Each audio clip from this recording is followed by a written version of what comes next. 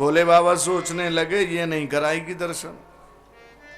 फिर मन में सोच रहे हैं मुझे ऐसा लग रहा है कन्हैया की इच्छा नहीं है। हाँ, कन्हैया की इच्छा नहीं है मुझे दर्शन कराने की। सो बाबा जो है हाथ जोड़कर चल पड़े और गोकुल में ही एक वृक्ष के नीचे बैठकर भगवान कृष्ण का ध्यान करके मन में सोच रहे हैं, अरे कन्हैया इतनी दूर से तो के दर्शन करवे आए भैया, तेने दर्शन नहीं कराए। आंखों में से अश्रु आने लगे, बाबा रोने लगे। और जब बाबा रोने लगे तो मेरे कन्हैया जोर जोर से रोने लगे। अब मैया यशोदा दौड़ी दौड़ी गई, अरे लाला काय को रोवे, अभी तो चौको सोए रहे हो, अब क्या बात है गई। हाँ, काय को रोवे। गोपियां आ गई, अरे मैया तेरो लाला काय को रोवे। दास दासियां आ गई, वैद्य को बुला लिया, हकीम को बुला लिया, मेरो लाला रो रहे हो। अब वैद्य हकीम बोले इसको तो कुछ नहीं हुआ, ये तो बिल्कुल ठीक है। मैया यशोदा को बड़ी चिंता हो गई। एक सखी बोली, मैया कोई सुबह ते घर पे तो ना आयो। मैया बोली, हाँ हाँ एक बाबा तो आयो और लाला के दर्शन करवे की कह रहे हो। और मोह लगे जब तक बाबा गयो तब तक रो रही। बाबा ही कछु जादू टोना करके चले गयो है। हाँ, गोपी बोली तो बाबा को बुला के लाइनों पड़ेगो जब ही कोई बात बनेगी। गोपियों को भेजा, जाकर बाबा को बुला के लाओ, ढूंढ के लाओ कहीं मिल जाए तो। बाबा वृक्ष के नीचे बैठे, आंखों में से अश्रु बह रहे थे, कन्हैया का ध्यान कर रहे थे। इतने में गोपियां पहुंची और जाकर कहने लगी कि चल रे योगी नंद भवन में, तो मात यशोदा बुलावे, वाके लाला को नजर लगी है, राई नोन करावे। अरे बाबा चलो, आपको भैया यशोदा बुला रही है। बोले हम नहीं जाएंगे वहां। वो मैया दर्शन तो कराती नहीं अपने लाला का, हम नहीं जाते वहां पर। क्योंकि अब बाबा ने सोचा कि अब तो निमंत्रण आया है हमारे पास में, और निमंत्रण से जाएंगे तो पहले अपनी पूरी शर्त पूरी कराएंगे तब जाएंगे। मैया से जाकर कहना अपने लाला के दर्शन करावे तो ही हम आएंगे। गोपियां दौड़ी दौड़ी गई। मैया ने कही बाबा को ले आओ, मेरा लाला कैसे भी चुप रह जाए, मैं बाबा को दर्शन भी कराए दूंगी। अब तो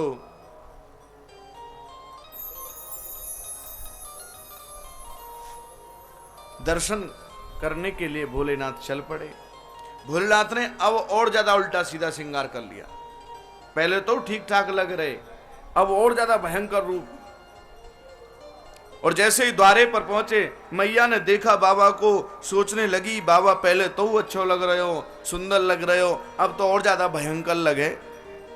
हाँ, बाबा अंदर पहुंचे, ला मैया तेरे लाला कहाँ है। बाबा दूर से ही देख ले, दूर से ही दर्शन कर ले, और यार चुप कर दे, कछु ऐसो कर दे जादू टोना, जब ही ते रो रहे जब ते तू गए होए। हाँ, बाबा ने कही पहले मेरी गोद में दे दे मैया, जब ही चुप हो गई। मैया बोली बाबा तेरी गोद में दूंगी, तेरे सिर पे सांप लगे, तेरे हाथ में सांप लगे हुए, ये इतवित को फनन मार रहे हैं। हाँ, तो को नहीं दूं। बाबा बोले मुंह को नाय देगी तो ही चुप ना है वो, पहले मेरी गोद में दे। और जैसे ही बाबा की गोद में डरते डरते माँ यशोदा ने दिया, सो लाला हंसने लगा। और लाला की झांकी को देखकर बाबा के नेत्रों से अश्रु आ रहे हैं, प्रेम के आंसू आ रहे हैं। वारे कन्हैया तेरी लीला, जब मैं दर्शन करवे आयो तो दर्शन नहीं कराए, और अब निमंत्रण दे के बुलाया हूं, तेरी लीला न्यारी है रे कन्हैया। और कन्हैया हंस रहे हैं, बाबा के नेत्रों से आंसू आ रहे हैं। जशोदा मैया कह रही है देखियो ये बाबा ने क्या करो, मेरे लाला को रोनो अपने ऊपर ले लियो, और मेरे लाला हंस रहे हो। नंदरानी ने जैसे ही लाला को अपनी गोद में लिया, फिर रोने लगे कन्हैया। नंदरानी बोली अरे बाबा ये क्या कर दियो तेने, तेरी गोद में जाए तो हंसे, मेरी गोद में आवे तो रोवे, ऐसो कर दे जो कबू नहीं रोवे। बाबा बोले तो इसके जो चरण है ना मेरे सिर पे रख दे, ये बिल्कुल ठीक है जाएगा। भोलेनाथ ने बड़े प्रेम से दर्शन किए कन्हैया के। मैया यशोदा को बड़ी प्रसन्नता हुई। अब तो कहने लगी कि रह रे योगी नंद भवन में, कि ब्रज में बासों कीजे, और जब जब लाला मेरो रोवे तब तब दर्शन दीजे। काऊ मैया है कोई बाबा पसंद आ जाए कि हाँ ये सही जाने, जादू टोना करनो, मंत्र करनो, झाड़ो लगावे वारो, फिर वह छोड़े थोड़ी है। बोले बाबा तू तो हमारे ही गांव में रहे, तेरे यही मंदिर बनवा देंगे, यहीं रहे। ऐसे यशोदा मैया कहने लगी बाबा आप तो यहीं रहियो, तेरे काज में मंदिर बनवा दूंगी, यहीं भजन कर बैठ के, और जब जब मेरो लाला रोवे तब तब दर्शन दीजे। मैया बोली पर बाबा कैसे रुके? बाबा ने तो कही कि ऐसो करियो मैया, जहां तेरो लाला स्नान करे वाई के पास में एक शिव मंदिर बनवाए दीजो। हाँ तेरो लाला कबहू नहीं रोवे को। और आशीर्वाद देकर भोलेनाथ चले गए। बोले भोलेनाथ की जय हो।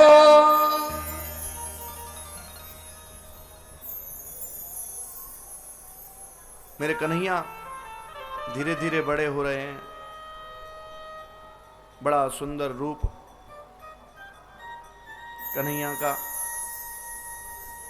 एक दिन मैया ने लोरी गा के कन्हैया को सुलाया। बड़ा प्रेम करते हैं कृष्ण के सिवाय, किसी की चाह नहीं है मैया को। इधर वसुदेव जी ने सोचा कि अभी मेरे बच्चों का नामकरण नहीं हुआ, न बलराम जी का हुआ न कन्हैया का हुआ। तो वसुदेव जी ने अपने जो कुल गुरु हैं गर्गाचार्य जी, उनसे कहा कि हे गुरुदेव आप जो है गोकुल में जाओ और जाकर मेरे पुत्रों का नामकरण करके आओ।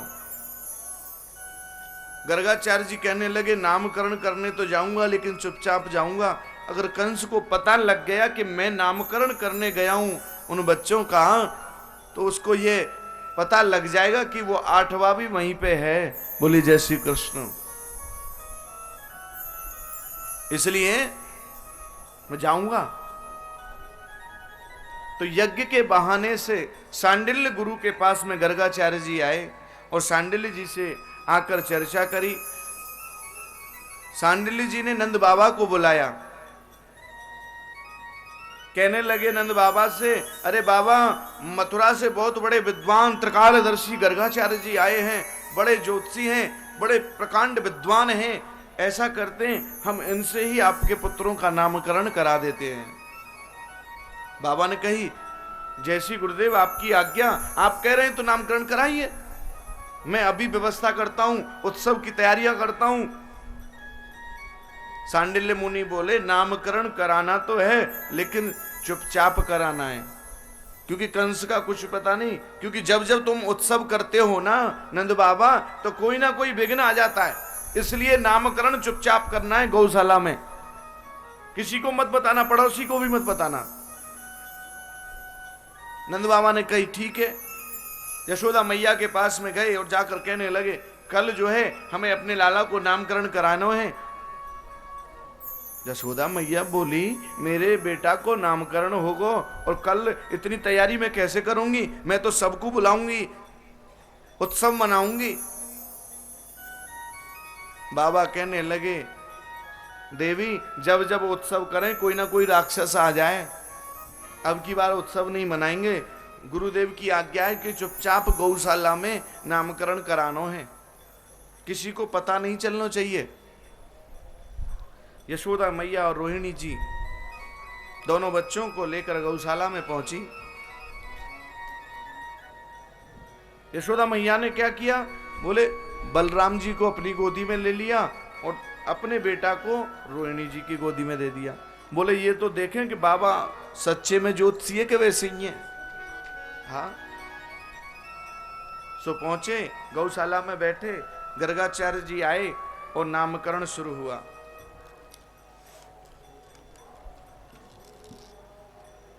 जैसे ही भगवान की झांकियों को देखा मेरे बाबा ने, मोहित हो गए और कह रही हैं कि अयम ही रोहिणी पुत्रो रमयन सुरहदो गुणई आख्यास्तास्ते रामो इति बलाधिक्याद बलम विधु। हे यशोदा जी, जो रोहिणी का बेटा आपने अपनी गोदी में ले रखा है, जैसे ही इस बात को कहा यशोदा मैया को बड़ी प्रसन्नता हुई। ये तो सच्चे को ज्योति है। सो अपने हीरे की अंगूठी उतार कर बाबा के चरणों में रख दी। हाँ, ये रोहिणी का जो पुत्र है, ये सबके हृदय में रमण करने वाला है। इसके अंदर बल की अधिकता बहुत ज्यादा है, बहुत बलवान है, इसलिए इसका नाम हम बलराम रखते हैं। बोले बलराम जी की जय हो। जब कृष्ण भगवान का नंबर आया और कृष्ण भगवान की झांकी को जैसे ही बाबा ने देखा, सो इनकी समाधि लग गई और सीधे कहां पहुंच गए? बैकुंठ पहुंच गए। समाधि कैसी लगी? बोले आंखें खुली रह गई, मुंह खुला रह गया और श्वास बंद हो गई। बोली जय श्री कृष्ण। अब किसी की आंखें खुली रह जाएं, श्वास बंद हो जाए, है, मुंह खुला रह जाए, तो क्या समझोगे? राधे राधे हो गई, यही तो समझोगे। लेकिन उनकी तो समाधि लगी, त्राटक समाधि। अंदर की जो आत्माएं बैकुंठ पहुंच गई भगवान के पास में। अब मैया यशोदा देखने लगी, बाबा की आंख खुली रह गई, मुंह खुला रह गया, श्वास बंद है। हाथ लगाकर देखा, थोड़ा हिलाकर देखा, बाबा सुनते ही नहीं। मैया यशोदा तो चिंता होने लगी। अरे देखियो रोहिणी जी, मुंह तो ऐसा लगे बाबा पधार गए दी से, और हमने तो नामकरण चुपचाप कर आए हो। सब यूं ही कहेंगे बाबा को भोजन में जहर खिला दियो दी से, जब भाई मर गए बाबा। तो मैया यशोदा को बड़ी चिंता हुई। बाबा को पकड़ कर जोर जोर से हिलाया, और जैसे ही जोर से हिलाया, झंझोर दिया बाबा को, सो बाबा होश में आ गए। मैया यशोदा बोली, बाबा आप कहां चले गए? हमको तो बड़ी चिंता है गई, हमने तो सोची आपको काम तो है लियो। अब बताओ ना। बाबा कहने लगे, मैं ध्यान करके देख रहा था, तुम्हारे बच्चे की कुंडली को देख रहा था, उनके भविष्य के बारे में देख रहा था। मेरी समाधि लग गई थी कि आसन वर्णास्त्रयो हास्यो गृहतो नुयुगम तनु शुक्लो रक्तस्तथा पीतो इदानीं कृष्णतां गत। आपका जो ये पुत्र है, रात्रि में इसका जन्म हुआ है। पहले इसका शुक्ल वर्ण था, फिर रक्त वर्ण हुआ, अब श्याम वर्ण हुआ, फिर उसके बाद में इनका रंग बदला तो कृष्ण वर्ण हो गया। इसीलिए इनका नाम कृष्ण रखते हैं। राम जी का नाम लेते हैं ना, तो बड़े आराम से लगता है राम। और कृष्ण, बोले नाम लेने में जीव टेढ़ी मेढ़ी हो जाती है। बोले जय श्री कृष्ण। जय श्री कृष्ण। बोले जिसका नाम ही टेढ़ा है तो काम कैसे होंगे? बोले जय श्री कृष्ण। हाँ, सब कहते नहीं कन्हैया को टेढ़ा है, ये तो टेढ़ी टांग वाला। किसी भी फोटो में देख लेना, कन्हैया को टेढ़ा ही खड़ा मिलेगा, सीधा मिल ही नहीं सकता। ऐसा है कन्हैया। तो कृष्ण नाम रखा और कहने लगी, मैया बताओ ना इनके भविष्य के बारे में, इनके कैसा जीवन है, क्या करेंगे ये? बाबा सोचने लगे, बहुत देर हो गई मैया को पूछते पूछते। ऐसा करता हूं, बता ही देता हूं ये कौन है। मैया, ये तेरी गोदी में जो बैठो है ना, ये साक्षात, इतना ही कहा था कि कन्हैया ने इशारा कर दिया, बाबा आगे मत बोल दियो। हाँ, आगे मत बताना कुछ भी। हाँ, अगर तेने बता दे ना इनको कि भगवान है, तो अभी गोदी में से उठा के अलवारी में बैठा देंगे मोकू। बोली जय श्री कृष्ण। श्री कृष्ण। हाँ, भगवान की सेवा ऐसे ही तो करते हम लोग। उठा के अलमारी में आरे में रख दिए, सुबह चनौरी रख दी, शाम को चनौरी रख दी, सुबह लग गया कन्हैया का। कन्हैया कह रहे हैं बाबा भगवान की सेवा तो करें लोग, लेकिन करें कैसी है? बोले सुबह शाम चनौरी खावे को मिले, भोजन तो मिले ही ना है। ज्यादा करो तो दूध रख देंगे, और शादी में चले गए तो घर में तालो लग जाए, 3 दिन तक भूखो ही बैठो रहूं। हाँ, कोई सोचता है कि हम भगवान को भी साथ में लेकर जाएं? कोई नहीं सोचता। तो इसलिए इनको बताना मत कि मैं भगवान हूं। अगर इनको पता चल गया तो अभी बैठा देंगे हमको, गोदी में नहीं खिलाएगी मैया, फिर हमको न दूध पिलाएगी न माखन खिलाएगी।